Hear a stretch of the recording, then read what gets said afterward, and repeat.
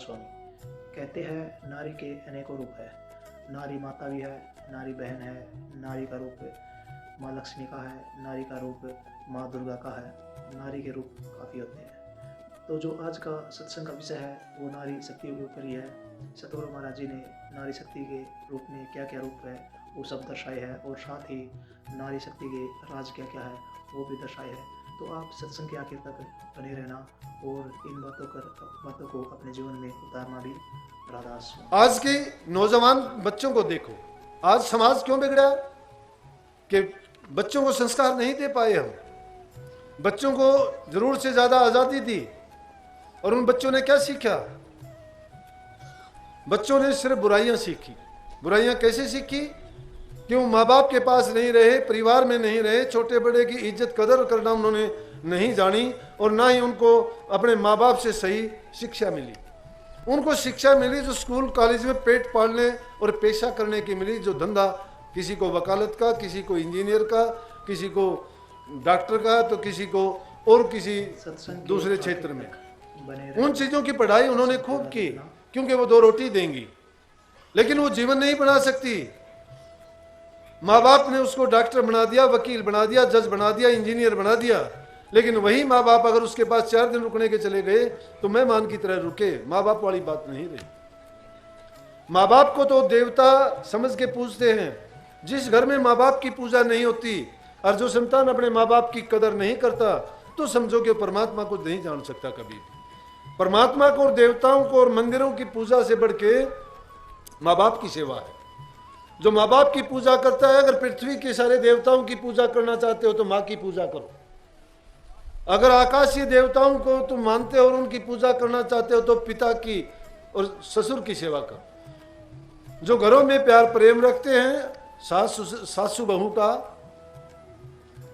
पति पत्नी का, बहन भाई का, धी जमाई का, अगर सबका आपस में मेल है, प्यार है, तो समझो कि उनका स्वर्ग के समान घर है। और वो फिर किसी भी रास्ते पर चले, किस रास्ते का? बुराई का रास्ता अपने आप छूट जाएगा। ऐसे ही लोग भक्ति मार्ग में भक्ति की शक्ति को पहचान के उन्नति कर सकते हैं। वही अपने जीवन का मूल्य जान सकते हैं कि इंसान का जीवन हमें मिला। अब मूर्ख लोग हैं, जो खुद लोग नशे विषय विकारों में पड़े हुए हैं ना, वो इन औरतों में दोष निकालते हैं बेचारियों में। ये अगर भूले से जाती हैं तो कहां जाएंगी? अरे ये सत्संग में जाती हैं, अगर किसी को बुरा लगता है साथ जाके देखो। अगर ये बुरा करने वाली होती तो तुम्हारा घर नहीं बसता। अगर ये बुरा करने वाली होती तुम्हारी संतान पैदा नहीं करती। अगर ये बुरा करने वाली होती तो तुम्हारी समाज में इज्जत नहीं होती। अगर इंसान की इज्जत है, कदर है, तो नारी के कारण है। अगर उसका जीवन है तो नारी के कारण है। और घर में सुख शांति समृद्धि है तो स्त्री के कारण है। फिर उस स्त्री के साथ ऐसा अत्याचार और जुल्म क्यों किया जाता है कि पैदा होने से पहले ही पेट में ही गर्भ छीन करने की कोशिश करते हो कि लड़की है? क्या कमी है लड़की में? जब से पैदा होती है गुलाम बन के जीती है लड़की। पहले गुलाम भाई की होती है, फिर माँ बाप की गुलाम होती है, शादी होने के बाद पति की गुलाम हो जाती है, और शादी के बाद फिर उसकी संतान होती है तो उनकी गुलाम हो जाती है। गुलामी का ही जीवन गुजारने के लिए नहीं है। अरे इन माताओं ने ऐसे ऐसे वीरों को, योद्धाओं को, ऐसे ऐसे समाज सेवियों को, वीरों को जन्म दिया कि जिन्होंने इस समाज को दिशा दिखाई। बड़े बड़े संत, फकीर, ओलिया, पीर इन्हीं से पैदा हुए और उन्हीं की कदर नहीं है। इंसान खुद गलत काम करता है, गलत रास्ते पर चलता है और दोष इन माताओं पर लगाता है, उसका कभी भला नहीं हो सकता।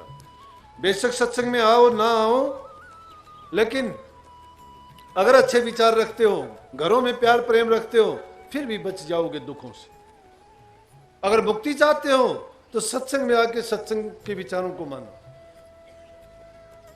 अगर आपने सुना है, अगर आप सत्संग को बड़ा मानते हो तो सत्संग के गुणों को अपने अंदर दिखाओ। तुम्हारा कोई बुरा करता है उसका अच्छा करके दिखाओ। कई लोग मुझे आके कहते हैं कि जी आपको गाली देते हैं, मत देने दो। मुझे गाली क्यों देगा भाई? मुझे गाली वो देगा, मैंने किसी का बुरा किया, मैं बुरा करता नहीं हूं। मुझे गाली नहीं देता, वो अपने आप को गाली देता है। जो ऐसे आदमी हैं, मैं तो परमात्मा से, सतगुरु से विनती किया करता हूं उनको सद्बुद्धि दे। उनको अगर सद्बुद्धि दे दे तो उनके अच्छे विचार हो जाएंगे, वो सुधर जाएंगे। लेकिन हरदी जर्दी ना तजर, खटरस तजय न गुलाम, गुणवंता गुण ना तजर, ओगुण तजय न गुलाम। हरदी जिस प्रकार से अपना रंग नहीं छोड़ सकती, तो ऐसे दुष्ट आदमी भी अपनी दुष्टता मुश्किल से ही छोड़ते हैं। लेकिन संगत बहुत बढ़िया है कि संतों के सत्संग में जाके बड़े बड़े दुष्ट पापी भी सुधर गए। कौन सुधरे? जिन्होंने सत्संग को अपना लिया। कर्मा कोबड़ी सुधरी, वेश्या भांडली सुधरी, अजामेल जैसे सुधर गए। क्यों इनका नाम लिया? कि ये सभी उसी प्रकार से थे, इन्होंने भी अपने जीवन में बदलाव लाए। मेरे जैसे दुष्ट सुधर गए। अरे गुरु की शरण में जो चला जाएगा और फिर भी वो खोटा अगर रहा तो गुरु को लानत है। फिर तो वो शिष्य अपने गुरु को गाली दिलाता है। नहीं, अगर गुरु के हो तो गुरु के जैसे बन के दिखा दो। हर चीज अपना रंग दिखाती है, तुम पर रंग क्यों नहीं चढ़ता? धोखा है। शरण में नहीं आए हो अभी आप। जो लोग शरण में आ जाएगा और गुरु के वचन को पलट देगा, नहीं, गुरु के वचन को नहीं पलटता है। जी गुरु जी। इसीलिए हम सत्संगी नहीं रह जाते, पाखंडी कहलाते हैं।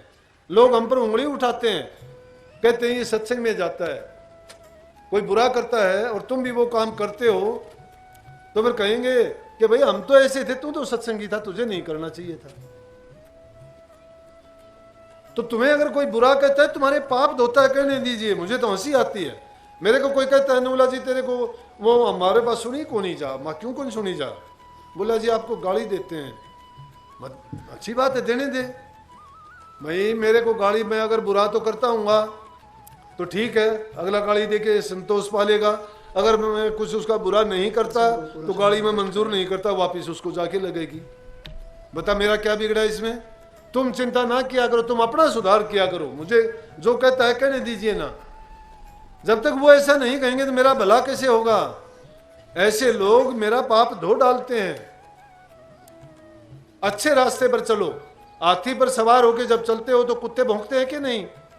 लेकिन तुम्हें पाड़ते तो नहीं वो, क्योंकि पहुंच नहीं सकते वहां तक है? जब हाथी पे तुम सवार हो गए कि नहीं हुए, ज्ञान रूपी हाथी पर जब चढ़ जाते हो, स्वान रूप संसार है, इसको भौंकने दीजिए, कुत्ते हैं। क्योंकि बुराई का अच्छाई का मेल नहीं है। जहां अच्छाई होगी तो बुराई पनपेगी, वो अपना काम करेगी। चलो इन बातों को एक तरफ छोड़ के आप तो सही मार्ग पर चले हो, अच्छाइयों को अपनाओ, सही मार्ग पर चलो, विषय विकारों से बचो, घरों में प्यार प्रेम शांति रखो, माँ बाप की सास ससुर की सेवा करो, और दिल में प्यार प्रेम, बोलने में मिठास होना चाहिए।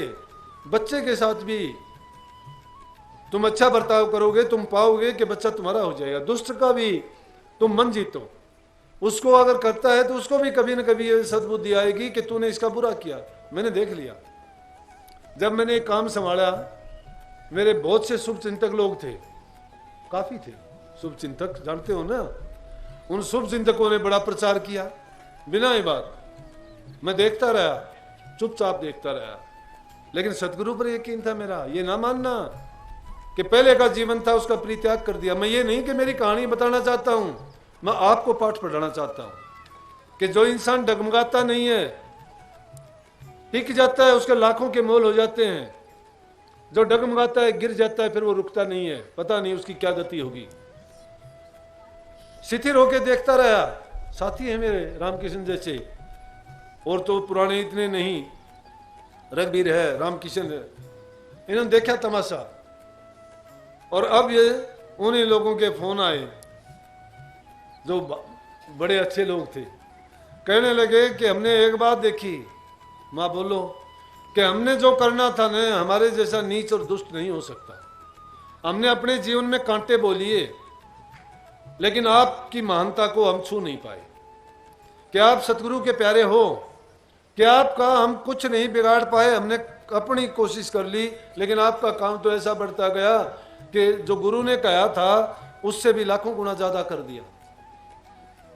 अरे इंसान अगर हो तो जो तुम्हारी बुराई करते हैं उन्हीं लोगों से मुंह से तुम अपनी बड़ाई जब करवा लोगे तब समझूंगा आप इंसान और गुरु के प्यारे हो। अगर जब तक ये भावना आपकी नहीं है और यूं ही तुमने जीवन यापन करना है, रोटी खाई और सो गए, अपना जीवन बिता दिया यूं ही, नहीं, सब करते हैं ये काम। अब है भक्ति का, लाखों काम विसार के भी नाम का सुमरण किया करो। नाम का सुमरण जब तक आपका नहीं होता है तब तक आपका अजपा जाप नहीं होएगा। गलती में हो आप लोग, आप कहते हो कि मैं ध्यान करता हूं, ध्यान बहुत दूर की चीज है, सुमरण भी नहीं करते हो। जो आदमी सुमरण भी पक्का कर लेता है वो जाप के बाद में अजपा जाप में जाएगा। सुमरण क्या है कि नाम को जपो तुम, नाम को जब कभी मौका मिलता है सुमरण करते रहो। जब सुमरण करते करते वो नाम ऐसा हो जाएगा कि जब भी एकांत होगा या जब भी आप बात करते होगे या जब भी कोई काम से तुम्हें फुर्सत मिलेगी, हो सकता है कुछ दिन तो विचलित रहो, लेकिन जब सुमरण तुम्हारा पक्का हो जाएगा तो वही तुम्हारा जाप अजपा में बदल जाएगा। क्योंकि जाप जब करते हो तो चाहे आप मन से करोगे ना तो भी उसमें होठ कंठ जरूर हिलेंगे, लेकिन असली जाप कबीर साहब ने क्या क्या कि होठ कंठ हिले नहीं और जिब्या नहीं उच्चार, कि उस नाम में तो होठ कंठ नहीं हिलने चाहिए, ना जीभ से उच्चारण होना चाहिए। लेकिन जो वर्णात्मक नाम है पहले उसको आप जपते जपते पक्का नहीं कर लेते तब तक वो अजपा नहीं बन सकता। और वही जाप जब पक्का हो जाएगा तो अजपा हो जाएगा। फिर तुम जहां बैठो बात करते रहोगे तो भी वो चलता रहेगा, क्योंकि नाम कभी रुकता नहीं है। लेकिन हमारी तवज्जो उस तरफ नहीं थी। अब क्योंकि जो बाहर का बिखराव था वो अंदर में जा चुका है, मन की वृत्ति तो रुकने में टाइम लगता है, एक दिन में नहीं। कई तो नौजवान बच्चों को मैं देखता हूं जिनको चाव है इस बात का या अपनी जिंदगी में कुछ करना चाहते हैं। हर इंसान के बस की बात नहीं है। मैंने अपने जीवन में बहुत देखे, मैंने गृहस्थ जीवन भी जिया है, त्याग का जीवन मैंने जिया है, तो इसलिए मैं दोनों तरह के लोगों की मनोकामनाओं और मनोभावनाओं को भी जानता हूं। पहले इंसान कुछ दिखाई देता आने वाला, लेकिन कुछ दिन के बाद में बदल जाता है। लेकिन कबीर साहब ये कहते हैं कि जैसे पहली लगे ऐसी निभा दे ओढ़, अपनी तो क्या गिने वो तैयार है पुरुष की रोड। कि जो इंसान पहले जिस लगन के साथ आता है और वही लगन उसकी लगी रहे, लगन कम नहीं होनी चाहिए, हमारी लगन तो कम हो जाती है। अगर तुम्हें किसी चीज में रस आता है, आनंद आता है, अरे पैसे कमाने वाला व्यापारी आदमी कमा के नहीं सीखता है, जमींदार आदमी अनाज पैदा करके नहीं सीखता है, जितना ज्यादा होता है और आगे बढ़ने की कोशिश करता है। पढ़ने वाला, अभी कुछ दिन पहले मैंने अखबार में पढ़ा 70 साल की उम्र में भी, 60 साल की उम्र में भी एक औरत तीसरी बार डॉक्टरेट की उपाधि लेने के लिए एग्जाम दे रही। वो तीसरी बार डॉक्टर की डिग्री के लिए किताब लिख रही, 2 बार ले चुकी, रिटायरमेंट पे है, वो रिटायर होगी शायद 60-65 साल की उम्र में। तो जिस आदमी को कुछ पाने की वो होती है लालसा, वो रुकता नहीं है। लेकिन हम सत्संगियों में कमी क्यों आती है? इसलिए जिसको लगन लगती है, पहले लगती है, उसको और बढ़ा दे। तो बात मैंने अजपा की कही थी कि जब तुम्हारा जाप पक्का हो जाएगा अजपा में चले जाओगे, जहां कहीं बैठे होगे अपने आप सुमन शुरू हो जाएगा, वो अजपा होगा। उसके बाद अनहद होगा। अनहद के बाद, अनहद है क्या? अनहद मन और बुद्धि से परे की बात है। ना उसमें मन लगाना पड़ता, ना बुद्धि की जरूरत पड़ेगी। जब तो तुम जैसे मैं आप बोलता हूं ना तो भी जो चालू रहे वो अनहद है।